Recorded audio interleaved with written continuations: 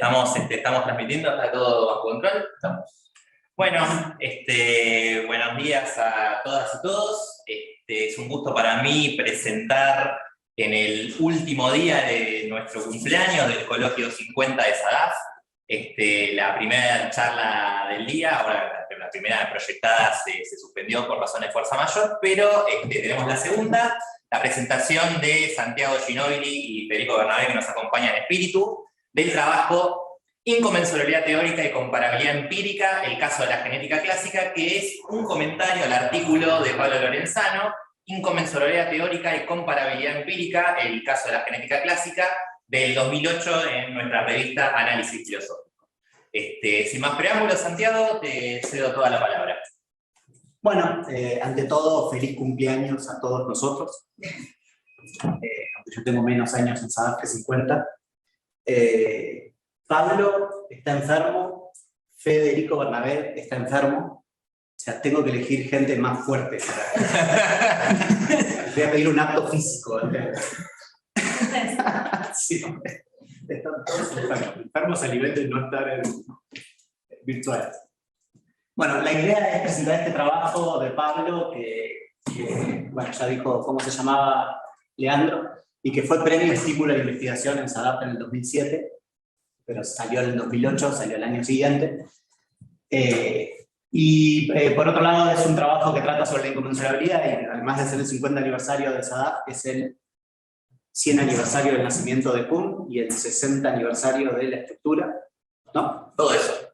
Y además es el 150 aniversario de la publicación de la expresión de las emociones de Darwin, pero eso no tiene nada que ver. No lo pude meter acá. Eso. ¿Qué pasó? Está bien. El trabajo, como el trabajo de Pablo en general, digamos, esto es un trabajito de Pablo que muestra lo que suele hacer Pablo, que también es lo que hacemos varios de los que trabajamos con él, o empezamos a trabajar con él. Tiene esta forma de hacer parte de la tradición kuhniana, pero tal como fue interpretado por Smith y los estructuralistas metateóricos, en donde, digamos, no se renuncia, el trabajo histórico, filosófico, no renuncia a la reconstrucción formal. Entonces es como una suerte de cruce entre Carnap y Kuhn, que a muchos les sigue pareciendo vomitivo, pero a nosotros nos parece absolutamente razonable. Y este trabajo en particular tiene las dos cosas, digamos, porque es especialmente kuhniano, porque discute la historia Whig de la genética clásica y la reemplaza por una historia más adecuada, y además discute el caso específico de la noción de la inconmensurabilidad desde el estructuralismo, digamos. O sea que es bien kuhniano en esos dos sentidos. Los objetivos de nuestra presentación son mostrar que el trabajo de Pablo no solo propone un análisis histórico original, sino también un tratamiento refinado del concepto de inconmensurabilidad a partir del estructuralismo metateórico, y mostrar que el modo de vincular ambas dimensiones del trabajo constituye un genuino patrón de resolución de problemas metacientíficos, es decir, un ejemplar paradigmático de trabajo en donde se vinculan estos problemas, ¿sí? Es decir, el trabajo de Pablo dio lugar a un montón de otros trabajos que tienen el mismo estilo, ¿sí? Y es como probablemente el mayor halago que uno puede hacerle a un trabajo. No tener razón, sino que sirva de modelo para hacer cosas. ¿Qué es lo que quiere hacer Pablo en ese trabajo? Por un lado, explorar la posibilidad de tratar la relación existente entre las propuestas de Mendel y los genetistas clásicos del principio del siglo XX a partir de la idea de inconmensurabilidad, de modo de capturar y precisar las discontinuidades y las rupturas, pero también mostrar qué es lo que tienen en común los enfoques. Y para eso, digamos, propone las nociones de inconmensurabilidad teórica y comparabilidad empírica. El texto de Pablo, digamos, es muy condensado y pasa cosas muy rápido, porque presenta cosas que trabajó en un montón de otros trabajos, ¿sí? Digamos, ¿no? De hecho, para complementarlo y entenderlo del todo, habría que leer otras cosas, ¿no? Porque cuenta muy rápido cosas que son bastante, que incluyen mucha información. Igual no va a ser un problema para contarlo acá. Entonces, la estructura de trabajo de Pablo no es que tenga estas partes, pero más o menos la estructura es esta. repasa el concepto de inconmensurabilidad en Kuhn y la elucidación estructuralista de dicho concepto, presenta la historia oficial de la genética y señala sus problemas, y finalmente revisa la historia oficial a la luz del tratamiento estructuralista de la inconmensurabilidad y de las nociones de inconmensurabilidad teórica y empírica, ¿no? Entonces hace esas dos cosas, ¿no? Hacer un trabajo sobre la historia oficial y mostrar el sentido en el que es incorrecta, y tratar de pensar metateóricamente cómo ocurrieron las cosas. No voy a seguir en la presentación la forma en que lo hace Pablo, ¿sí? Pablo se pone a contar todas las nociones de inconmensurabilidad y cómo se fue cambiando a lo largo de la vida de Kuhn, pero ¿a quién le importa eso? Digamos? Voy a tratar de hacer una presentación menos aburrida, ¿sí? Presentando el problema general, como, no sé, más técnico, ¿sí? Empieza a vengarse de la ausencia. Bueno, si no te va a decir, primero dijo tal cosa, después dijo tal otra, qué sé yo, ya lo escucharon mil veces. Como saben, digamos, el concepto de inconmensurabilidad de Kuhn es el que vertebra toda su obra, digamos, está siempre, desde los primeros textos hasta los últimos, y que, digamos, al menos en la estructura, lo que significa es que no existe una base objetiva y neutra, ni teórica ni empírica, que permita realizar comparaciones objetivas y concluyentes, y tiene distintas bases o causas, bueno, depende de cómo uno lo quiere presentar, que habilita a hablar de distintos tipos de inconmensurabilidades, el hecho de que distintos paradigmas en esta época sucesivos no compartan base empírica, se lo llama inconmensurabilidad empírica o perceptual, que no compartan un marco conceptual es la inconmensurabilidad semántica o conceptual, que no compartan métodos, la metodológica, y que no compartan valores, es la axiológica. Esta es una forma de presentar esto, pero hay gente que ha hecho, como hay muchos escritos sobre Kuhn, hay muchas distintas formas de presentar las taxonomías de la inconmensurabilidad. En este trabajo nos vamos a centrar en estas dos cosas, que es la inconmensurabilidad empírica y la semántica. En la estructura, la razón por la cual se produce la inconmensurabilidad semántica tiene que ver con el holismo semántico. Kuhn piensa, como pensaban muchos en su época, y como pensamos todos, que el significado de los conceptos en una teoría científica depende de sus relaciones con otros conceptos, y eso lleva a que si las leyes cambian, cambia el significado de los conceptos, ¿no? Esa es la idea básica, ¿no? Masa significa algo cuando está acompañado de fuerza y aceleración, significa otra cosa cuando está acompañado de energía y qué sé yo qué. Esto habilita dos problemas interesantes a los que Kuhn se abocó. Es, por un lado, los conceptos cambian todo el tiempo, su extensión y su significado, digamos, qué sé yo, cuando se descubren planetas, ya el concepto de planeta no es el mismo. Entonces la pregunta que se hace Kuhn es, ¿qué cambios de significado implican un cambio de concepto y cuáles no? O sea, ¿qué cambios son normales y qué cambios son revolucionarios? Y por otro lado, todos los conceptos se encuentran vinculados directa o indirectamente en las leyes, pero no es plausible sostener que todos los conceptos cambian cuando hay una revolución científica. Por lo tanto, la pregunta que se hace Kuhn es ¿cuáles conceptos cambian y cuáles no? Ambas cuestiones implican un criterio de identificación de conceptos. Kuhn tuvo muchas ideas interesantes, pero nunca brinda buenas caracterizaciones de cómo aplicar los propios conceptos que propone. Este es el problema que persiguió Kuhn durante toda su vida y que fue cambiando posición, siguiendo distintas posibles soluciones. El ejemplo más famoso es Planeta, ¿no? En la revolución copernicana, Planeta cambió, voy a decirlo cuñanamente con el perdón de Sadaf, cambió su significado y su extensión. ¿No? Cuando dice significado está pensando en el sentido o la intención. ¿Por qué cambió el significado? Bueno, obvio, porque antes eran esferas perfectas de éter y después eran piedras en la revolución copernicana.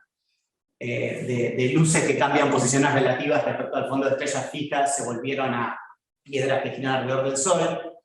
Antes eran sustancias para Aristóteles y ahora son compuestos de partículas. Eso tiene que ver con el sentido de lo que es un planeta. Y lo que es más fácil de decir es el sentido en el cual cambia la extensión, porque el Sol y la Luna dejan de ser planetas y la Tierra se vuelve un planeta. Kuhn siempre trató, bueno, por mucho tiempo trató de dar cuenta de cómo tratar el cambio de significado. La verdad es que Quine y todos sus discípulos lo volvieron tan loco que terminó renunciando a hablar de eso, y cuando llega al final de su carrera termina tratando el tema de la inconmensurabilidad solo mirando la extensión, ¿sí? Apela para eso a la imposibilidad de traducir un término de un paradigma previo a un paradigma posterior. Bueno, ahí ya habla de teoría, ya no habla de paradigmas. Y lo que dice básicamente es que cuando vos traes el concepto del paradigma previo al paradigma presente, se producen solapamientos, ¿no? Si vos traes planeta, el planeta tolemaico al planeta, a la teoría copernicana, lo que te ocurre es que los conceptos se solapan. Y según él eso no puede pasar, es como una regla que tiene que cumplir todo paradigma, es que no puede haber perros-gatos, solamente se pueden solapar si hay relaciones de género y especie. Está mal todo esto que dice Kuhn, pero no importa, digamos, no vamos a discutir, no lo discute Pablo. Eso tiene que ver con la inconmensurabilidad semántica. El otro concepto relevante es la inconmensurabilidad empírica, ¿no? La idea de que las teorías no solamente puedan diferir en el marco conceptual, sino en el explanandum, en la base empírica, ¿no? Kuhn siempre habla de eso en base a la idea de cambio gestáltico, ¿sí? ¿Qué sé yo? Bueno, ese es el ejemplo hansoniano, ¿no? En donde uno ve antílopes y el otro ve pájaros. Y todos estamos más o menos de acuerdo en que no es una buena forma de hablar de lo que Kuhn quiere hablar, es un acuerdo entre intérpretes, creo, no sé, ¿es un acuerdo? Porque de hecho, no es la idea, por eso. Si bien hay casos en donde puede haber cambios en el modo en el que ves el mundo, ¿no? Y este es el ejemplo más obvio, ¿no? En donde uno veía una esfera perfecta, otro vio una piedra con cráteres. No son los ejemplos de Kuhn. Kuhn está pensando en que en la revolución copernicana cambió la base empírica, porque antes se idealizaban todos los movimientos como uniformes, mientras que después básicamente se empezó a tratar de explicar los movimientos acelerados. Y eso no tiene nada que ver con la percepción, ¿sí? Entonces es como una mala forma de lo que él mismo quería hablar. Lo usa metafóricamente la noción de inconmensurabilidad perceptual. Él está pensando en que los datos con los cuales vos contrastás las teorías son diferentes, ¿sí? Más allá de que sea interesante la inconmensurabilidad perceptual, ¿sí? De hecho Sergio Barberis ha trabajado de eso en neurociencias, está buenísimo, no parece ser tan interesante para los casos que Kuhn trata. Bien, entonces, hay varios problemas con los que Kuhn trabajó durante toda su obra.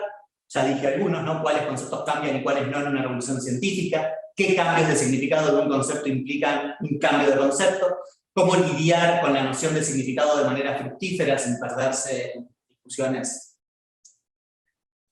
no quiero decir filosóficas, cómo tratar la inconmensurabilidad empírica yendo más allá de la metáfora gestáltica y cuál es la relación entre inconmensurabilidad e incomparabilidad o comparabilidad.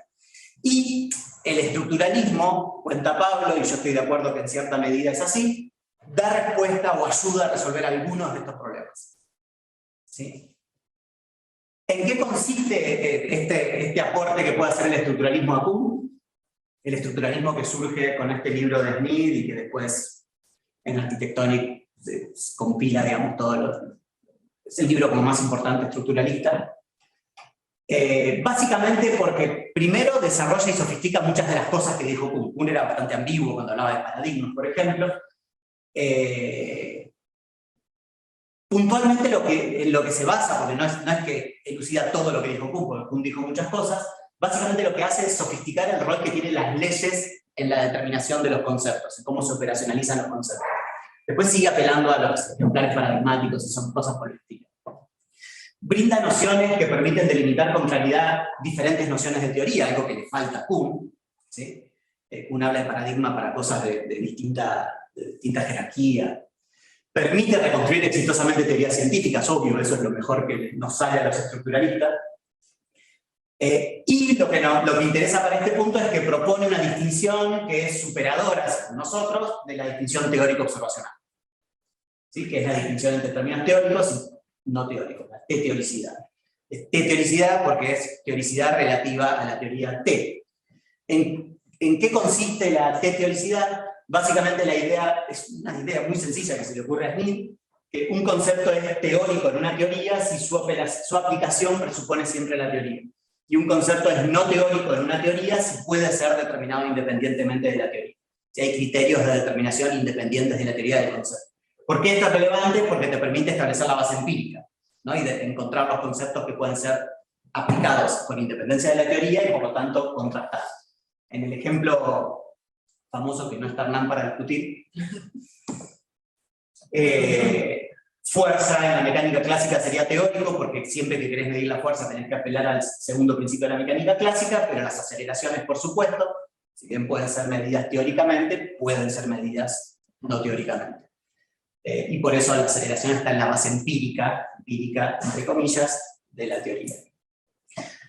Esto permite hablar de algo de lo que quería hablar Kuhn, que es que hay conceptos que dependen semánticamente de una teoría de un modo diferente a otros conceptos, ¿no? Básicamente fuerza es completamente dependiente de la mecánica clásica, pero aceleración no, digamos, tiene vida por fuera de la mecánica clásica.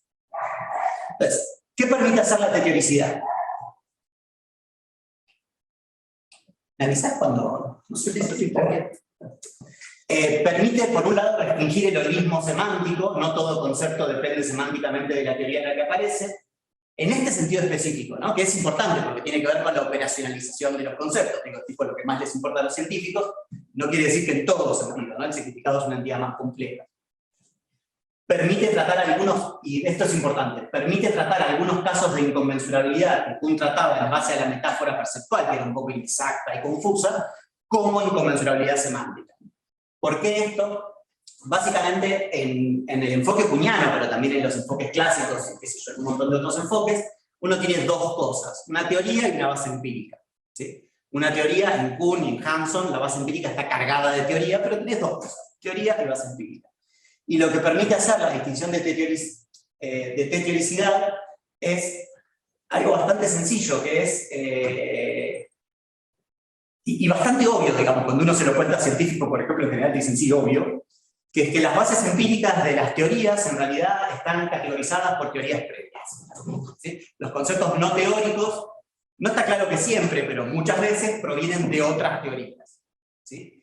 ¿Y eso qué quiere decir? Básicamente que la pregunta acerca de si si hay o no inconmensurabilidad empírica se puede tratar como inconmensurabilidad semántica en el nivel de las teorías subyacentes con los cuales vos categorizás la base empírica de tu teoría. ¿Se entiende el punto? Lo cual es tratable, ¿no? Lo otro también es tratable, pero esto es más fácil de tratar. Bueno, al menos es interesante en un montón de casos. No siempre, o no está claro que siempre la base de contrastación de una teoría tenga, o mejor dicho, que los conceptos que forman parte de la base de contrastación de una teoría provengan de otras teorías. Eso no es claro. Eso pasa muchas veces, pero hay otras veces que uno no lo tiene tan claro, ¿no? Que son teorías demasiado pavotas. Bien. El tema de la inconmensurabilidad empírica, ahora vuelvo a meterme en el trabajo de Pablo, puede tratarse con muchos niveles de sofisticación, pero a Pablo le alcanzan dos cosas en este trabajo, que es distinguir teorías teóricamente inconmensurables, que es cuando los conceptos teóricos son diferentes, y teorías empíricamente comparables, que es cuando los conceptos no teóricos son iguales. Vamos a usar solamente esta noción, es decir, lo único que le interesa es hablar de inconmensurabilidad teórica cuando los conceptos no coinciden. Algún kuhniano podría discutir que esto sea suficiente para caracterizar la inconmensurabilidad teórica. Sí, sí, definitivamente, pero él está más mirando lo otro. Y va a considerar teorías empíricamente comparables cuando la base de contrastación es la misma, no tiene ningún cambio. Y con eso va a ser el análisis. Bien, nos metemos en la genética. Saben que Pablo ha trabajado mucho en esto, y también otros han hablado de esto.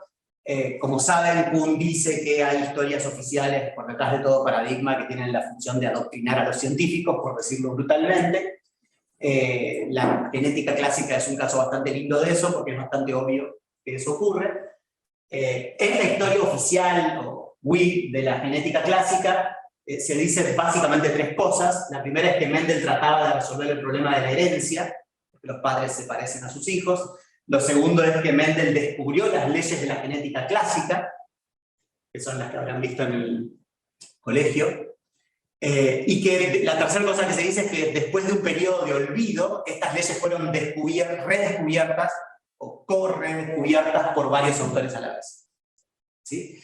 Pablo muestra, acá lo cuenta rápidamente, ¿no? Tiene trabajos en donde eso lo trata mejor, muestra que en realidad Mendel no estaba tratando de resolver ese problema, sino que era un hibridista, digamos, era alguien que defendía la evolución, el origen de nuevas especies por hibridación, y sobre eso eran los experimentos, es decir, la pregunta que trataba de contestar era cualquier otra, que las leyes descubiertas por Mendel no son las de la genética clásica, como voy a mostrar ahora, y finalmente que los supuestos redescubridores no coinciden con las leyes de Mendel, no coinciden entre ellos y no coinciden con la genética clásica.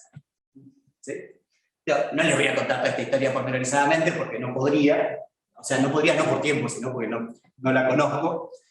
Básicamente lo que muestra Pablo es que, entonces que Mendel pertenece a otra tradición, a otro paradigma que es empirista, que estos supuestos redescubridores, en realidad, él lo llama periodo de cristalización, porque es la palabra que usa Moulines para hablar de esto. Kuhn diría que pertenecen al periodo de ciencia extraordinaria desorganizada, que Bateson impone el primer paradigma que convence a la comunidad, y que la genética clásica es un reemplazo de paradigmas sobre la teoría de Bateson, que es la que propuso Morgan. ¿Sí? Esto, digamos, contado en detalle, es una cuestión historiográfica súper interesante, pero acá no está contada en detalle. Pasando al análisis metateórico, me voy a centrar solamente en Mendel y Morgan, que es la genética clásica, ¿no? Y me voy a olvidar de todo lo otro de lo que también habla Pablo en el trabajo. Para tratar de mostrarles, digamos, en qué sentido son comparables empíricamente, pero inconmensurables teóricamente. Como saben, lo que hizo Mendel, ahí tratando de responder la pregunta de si hay híbridos constantes, es cruzar unas chauchas que tenían semillas lisas, todas lisas, y otra chaucha que tenía, otra planta que tenía solo chauchas, con solo semillas rugosas. En la primera generación desapareció el carácter rugoso, pero cuando autofecundó o cruzó dos de la primera generación, reaparecía el rugoso cada 3 lisos, ¿no? En grandes números. Quedan 10. Bien, lo primero que dice Pablo es, este tipo de cosas están en todos estos tipos que trabajaron, todos comparten este tipo de generalizaciones empíricas. ¿Sí? Digamos, quieren dar cuenta de lo mismo, y por eso son empíricamente comparables. Básicamente, todos hacen este tipo de experimentos, y tienen las mismas generalizaciones al respecto de esto. Lo que cambia es cuando quieren explicar. Empecemos por genética clásica, que es probablemente lo que conocen. Lo que se dice en genética clásica, lo que dijo Morgan, es que cada una de las variedades de estas plantas tienen 2 factores cada una, ¿no? Liso, liso, rugoso, rugoso, son puras, que cuando se cruzan, la descendencia tiene un factor de cada uno de sus padres, y cuál te toca es improbable, y eso debe ser la explicación más linda que de un científico de algo. Perdón, Darwin. Que cuando tenés rasgos, cuando tenés heterocigotos, cuando tenés bichos que tienen los 2 factores, se expresa solo uno, el dominante, y eso hace que reaparezca el rasgo rugoso solo 1 cada 3. ¿No? Bueno, supuestamente esto es lo que descubrió Mendel, pero cuando vas a leer Mendel, hay más diferencias. Le voy a mostrar solamente esta porque es como la más sencilla de ver. Mendel grafica esto de un modo diferente. Digamos, cuando hay un caso el caso puro, le pone solo una letra. ¿Sí? Y hay un montón de discusión entre los comentadores de Mendel qué significa esto. Lo más probable es que él no esté pensando que hay 2 factores, sino que liso y rugoso es como agua y aceite. ¿No? Agua y aceite, dije bien, no se mezclan, ¿sí? ¿No? Que solamente hay 2 factores cuando en el heterocigoto, ¿no? Pero después es como que se vuelve a homogeneizar. ¿Sí? Bien, hay más diferencias. Pablo señala más diferencias, esta es la más fácil de mostrar. Los elementos de los que habla Mendel no parecen ser partículas, podrían ser fluidos, y por eso se grafica con una sola letra, pero sí coinciden en el modo en el que se describen los sistemas empíricos a los que se aplican. Sí coinciden en el explanandum o en la base de contrastación. Eso quiere decir que todos estos, yo solamente les mostré 2, pero todos estos no comparten el marco conceptual, pero sí comparten la base de contrastación. Es decir, son teóricamente inconmensurables y empíricamente comparables. Yo creo que tendría que decir conmensurables, pero bueno, no importa. Insisto, digamos, el hecho de que no aparezcan los mismos conceptos no necesariamente implica inconmensurabilidad teórica. Eso es lo que Pablo trata con boca como así nomás. Entonces, si bien no coinciden en la pregunta que buscan responder, recuerden que yo les había dicho, ¿no? Mendel no estaba tratando de responder las mismas preguntas. Si dejamos de lado eso, difieren en los conceptos teóricos y en las leyes propuestas, pero comparten explanando, ¿sí? Lo que a los empiristas, a los estructuralistas les gusta decir modelos potenciales parciales. Para que todos queden como... Ahí no sé qué dice, porque se echó todo encima del otro. Pero supongo que dice algo como que esto permite entender por qué hay discontinuidades, como que son lo que habitualmente la historia oficial trata de borronear. Hay discontinuidades a la CUN, pero también hay mucho que se conserva, que es básicamente la base empírica de contrastación. Bueno, ¿me quedan 5? 8. 8, bien. 8. Él me está. Bien. Coordina yo. Esto es el texto de Pablo. ¿Qué les voy a decir después? No se los voy a discutir el texto de Pablo, porque de hecho está bueno. Lo que voy a contarles es otra cosa, es el sentido en el cual ese texto fue ejemplar paradigmático para un montón de trabajos posteriores.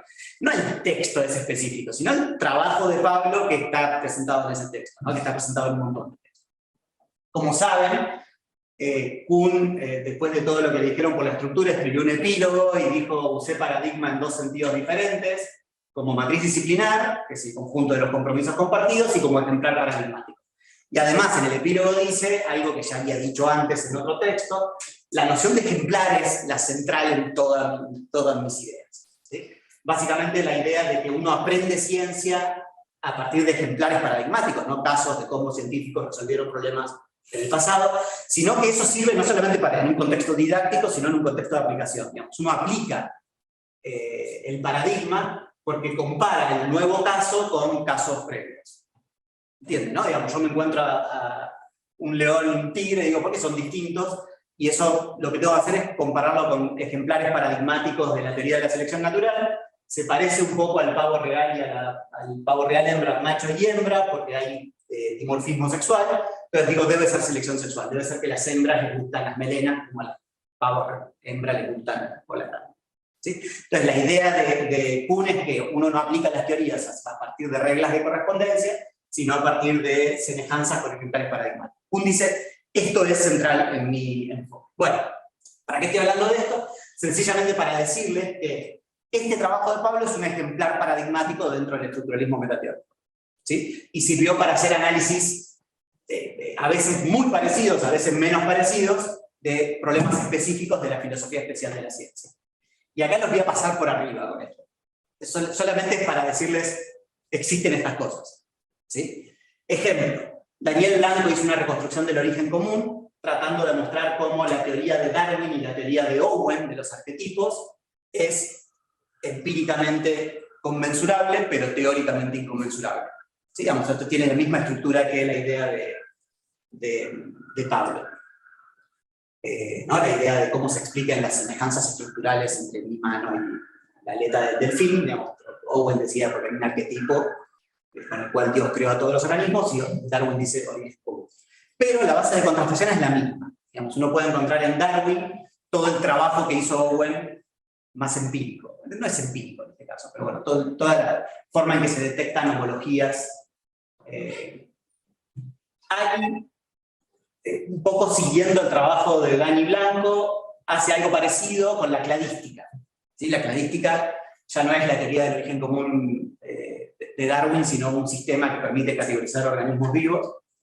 Clasificar es una teoría sistemática, y básicamente hace algo parecido, ¿no? Digamos, por un lado, como Daniel identifica la base de contrastación, que siempre está muy implícita, en los dos casos es implícita, señalando una noción de homología que es más cercana a la experiencia, digamos, y que no presupone la cladística ni la teoría del origen común. Y en este caso específico lo que hace es comparar la cladística con otro método de clasificación, señalando que es teóricamente inconmensurable, pero empíricamente conmensurable. Siguiendo, esta es más difícil, lo que hizo Mercedes fue ya no trabajar con un paradigma general, sino con un pedacito muy chiquitito de un paradigma, que es la teoría del envejecimiento por radicales libres, y lo que hizo fue corregir la historia oficial que se suele contar, que no me acuerdo cuál es, explicitando el papel de Michaelis. ¿Sí se dice? que lo que hizo fue modificar sustancialmente el paradigma dominante para desaparecer una anomalía, ¿sí? Otra vez, digamos, en este caso es un poco más sofisticado, porque uno tiene un paradigma que es la bioquímica, pero bueno, a la bioquímica hubo que hacerle una modificación sustancial en una parte más chica para absorber una anomalía, ¿sí?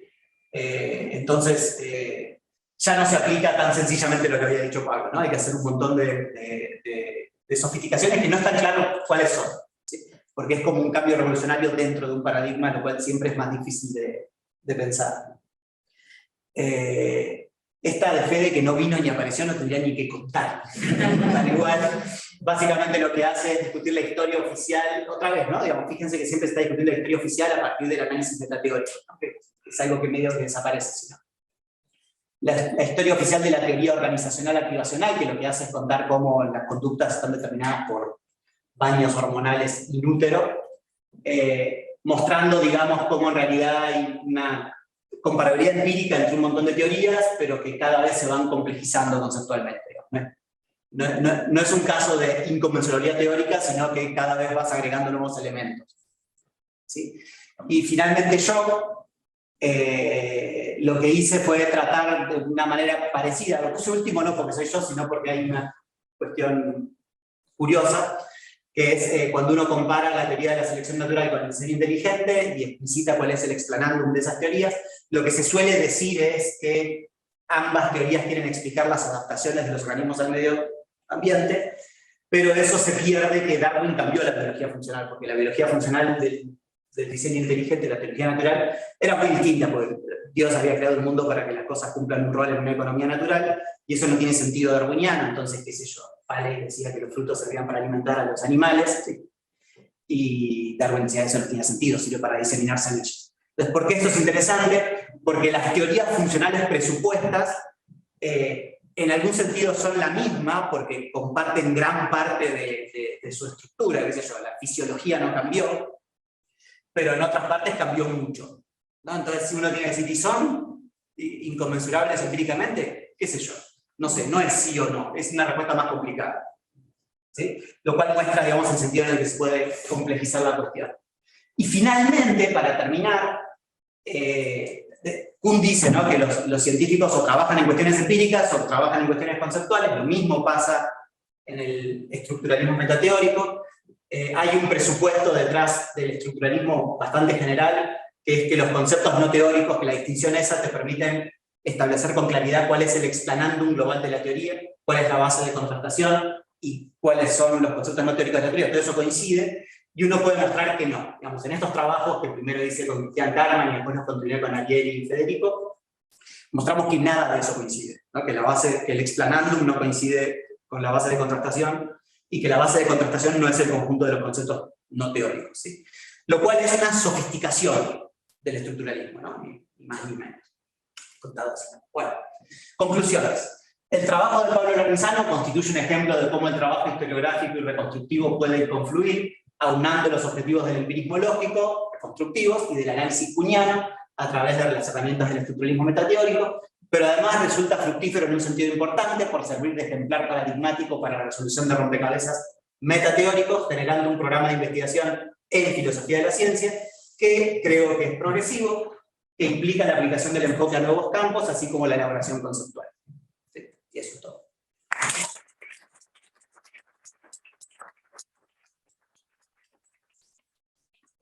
Tenemos unos minutos para preguntas, consultas, reclamos.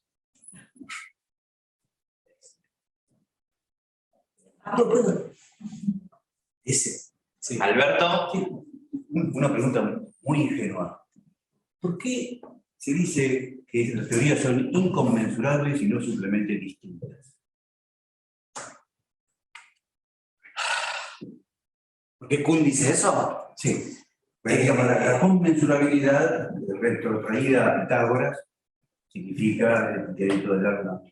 Sí, de hecho, Kuhn usa el ejemplo, o sea, Kuhn y Feyerabend también extraen la noción de la inconmensurabilidad que hay entre el cateto y la hipotenusa en un triángulo, que básicamente lo que dice es que no puedes expresar esa relación con una fracción, no hay un patrón de medida común, ¿sí?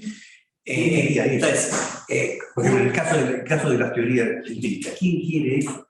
¿quién quiere que haya? Bueno, lo que te gustaría que haya, digamos, voy a decir la respuesta más general de Kuhn, ¿no? Lo que te gustaría que haya es una base empírica o un método o valores que permanezcan a lo largo de la historia de la ciencia para vos poder decir, este paradigma es mejor que este. Lo que Kuhn dice historiográficamente es, eso no existe. No hay nada, si vos tomás desde Aristóteles hasta el presente, no hay nada que se haya conservado. Es la tesis fuerte de Kuhn. ¿Sí? Y además no es contingente, no lo hubo porque no lo hay, ¿no? Porque no hay una base galileana desde la cual medir toda la ciencia y decir esto progresa o esto no, sé yo. No existe eso. Ese es su punto historiográfico. Ahora, ¿por qué dice Kuhn que se ocurre eso? Por muchas razones, ¿no? Cambió el método, cambiaron los valores. La más difícil de asir es la de que cambió la inconmensurabilidad semántica, que es probablemente la que estés diciendo vos, ¿no? ¿Qué quiere decir que los conceptos tengan que ser los mismos? ¿Por qué? Porque cualquier clásico habría dicho que los conceptos cambian, ¿no? ¿Por qué el mero hecho de que los conceptos cambien implica inconmensurabilidad? Bueno, y ahí es donde la respuesta es un poco más difícil, diría así. ¿Sí? En principio, el señalamiento de Kuhn es más historiográfico, es decir, ojo, el hecho de que esté el mismo término no implica que permanezca el mismo concepto, que por ahí es medio obvio para, no sé, ahora es obvio, no sé, en casos específicos no es obvio, ¿no? Cuando te pones a analizar, esa pavadita es bastante iluminadora. Pero supongo que sí, o sea, ¿en qué sentido eso ofendería a alguien que no haya pensado en el cambio de marco conceptual? ¿No? Porque la idea es, el método hipotético inductivo da la sensación de que no revisa conceptos, no solamente revisa creencias, mientras que también hay revisión conceptual. Creo que sería la respuesta, ¿no? Se pasó de alto que se revisan los conceptos, pero por la época de Kuhn todos sabían que se revisaban conceptos. Hay novedad. ¿Por qué tal vez tu pregunta sea, ¿por qué tendrías que compartir conceptos para contrastar las teorías? Sería esa. Sí, no tendría por qué ocurrir eso. Esta sugerencia de que hay conmensurabilidad empírica parece ser la sugerencia de que hay una medida común. Sí. Pero en el caso de la teórica, la inconmensurabilidad empírica es clara, porque es lo que te permite, es un juez que te permite decidir entre las dos teorías. La teórica, digamos, la exigencia de que haya teóricas es más rara, pero bueno, en definitiva, Kuhn va a terminar diciendo que tenés que poder traducir al mismo lenguaje para comparar. Pero el punto de Kuhn es más historiográfico, no es epistemológico. ¿Ves? Que cuando vos querés entender lo que está diciendo Aristóteles, ojo, porque cambió el marco conceptual. No, ese es el punto más claro de Kuhn, y es indiscutible, creo. Ariel. Tengo una pregunta un poco interna, perdón, pero sobre lo que dijiste al final, sobre lo que hicimos nosotros y cómo se conecta con lo anterior. Una vez que aceptás que las teorías, digamos, el explanandum de las teorías puede no tener conceptos teóricos, puede no tener conceptos teóricos para esas teorías. ¿En qué queda la distinción entre inconmensurabilidad teórica y empírica? Por eso yo empecé diciendo que es simple la distinción, ¿no? Que la hace así porque le sirve para el caso que trata. Pero si vos tuvieras que hacer una taxonomía de inconmensurabilidades, hay tantas que medio que ya pierde sentido no sé, se entiende, ¿no? Digo, ¿cuántas posibles relaciones hay entre teorías? Porque además, perdón, hay una simplificación que dice que tendría que haberlo dicho, que es que yo puse que cuando dos teorías son comparables empíricamente, dibujé una sola teoría de la cual provienen los términos. Eso no es cierto, porque la base empírica puede tener conceptos de un montón de teorías. Con lo cual, las formas en que se pueden relacionar dos teorías son infinitas, ¿no? Pero eso es lo que pasa con Kuhn, digamos. Hace una pregunta buena, tipo, ¿son inconmensurables o no? Y la pregunta no tiene, es buena porque es interesante y es fructífera y porque te invita a pensar, pero no tiene una respuesta. Nunca va a ser por sí o por no. Quizás lo que sugiere nuestro trabajo es que sería más fructífero hablar de inconmensurabilidad en el explanans y en el explanandum, en vez de teórica. Pero podría haber también, o sea, la que importa no es el explanandum, sino la base de contradicción, ¿no? La que te importa a la hora de comparar teorías. Pero sí, no quiere decir que no tenga sentido el concepto, sino que tenés un montón de ramificaciones. Bueno, es lo que pasa a veces con los conceptos interesantes. Cuando decías eso me acordaba de las lisas y las rugosas. Y esta sugerencia de que lo habías esquematizado de modo simple, diciendo que la teoría que contribuye a determinar la base de contratación era la misma. Ahora decís que esto es más complicado. Ahora bien, si me quedo en el ejemplo de Lisa subrugosa, la complicación podría ser del siguiente orden. En un caso, el concepto de rugoso es distinto que el concepto de rugoso en el otro caso. Esto generaría dos teorías que hablan y que tienen la misma palabra, rugoso, pero cambian ligeramente el concepto de rugosidad, y eso alcanza para que sean entonces dos teorías distintas en el nivel de las teorías que generan la base de contratación.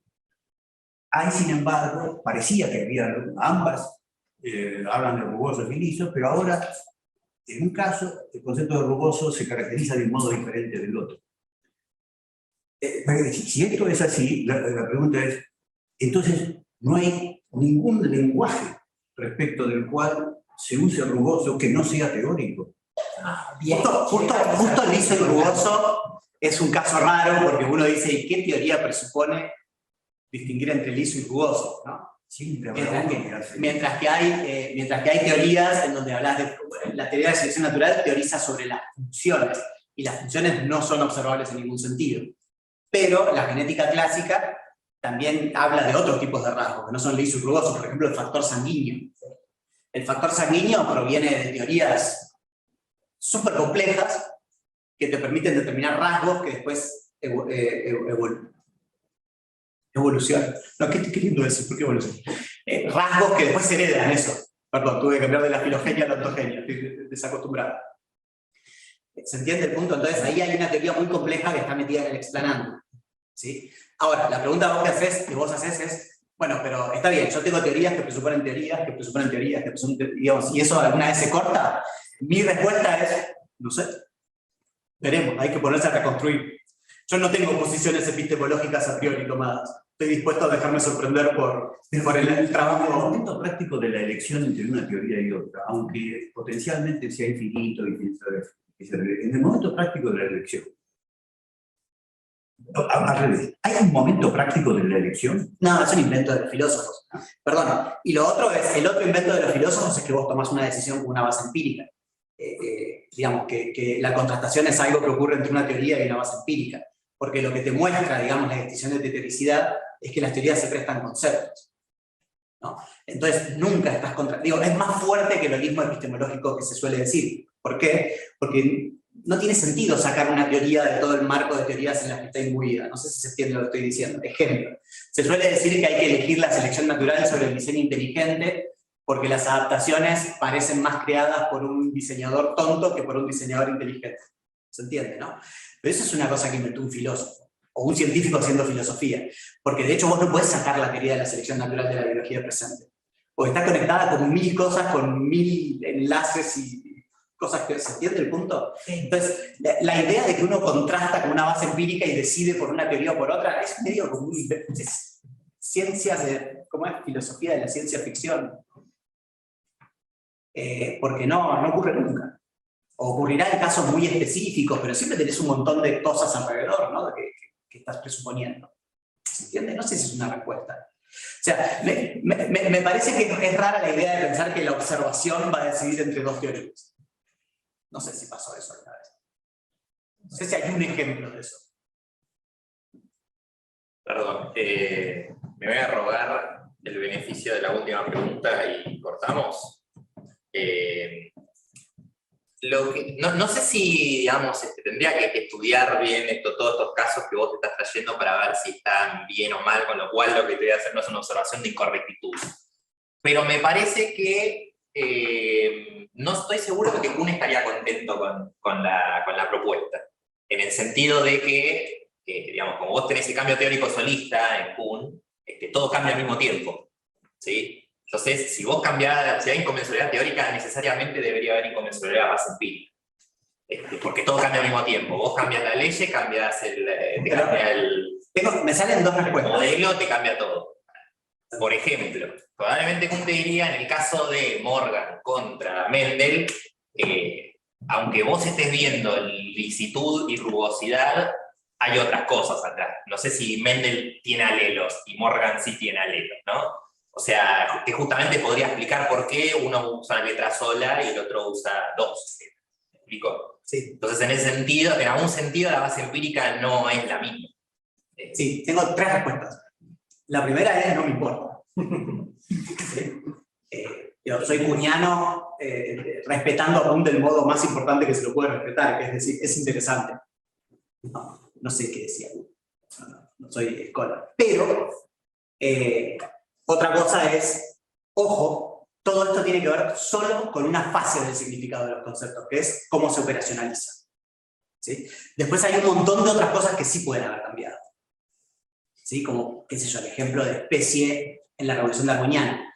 Se seguía determinando igual la noción de especie, y sin embargo no hay cambio más zarpado que el que se produjo sobre la noción de especie en la revolución darwiniana, ¿se entiende, no? Con lo cual vos lo que estás haciendo es enfocarte solo en la operacionalización de los conceptos. Que no es menor, porque es básicamente lo que te permite contrastar las teorías, ¿se entiende? No es algo que le interesa a los científicos, pero solo estás mirando eso. Puede ser que haya un montón de otros cambios en otros aspectos del significado.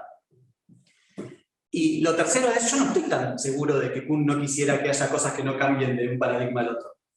No me parece que él pensara, de hecho, mucho de su esfuerzo fue tratar de explicar por qué no cambia todo, porque sencillamente era un delirio. Digamos, pensar que en una revolución científica se revisa todo, es una locura, digamos. Primero, no se podía entender cómo es que se produjo la revolución.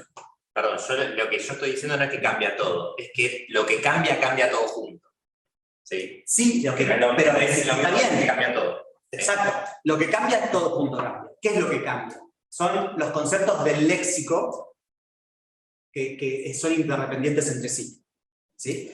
Pero si vos le preguntás a Kuhn, en la revolución copernicana, ¿cambió el concepto de aceleración? Él diría que sí. No, él quiere decir que no. Él quiere decir que eso afectó solo a masa y fuerza. Y eso es lo que le cuesta explicar por qué. ¿No?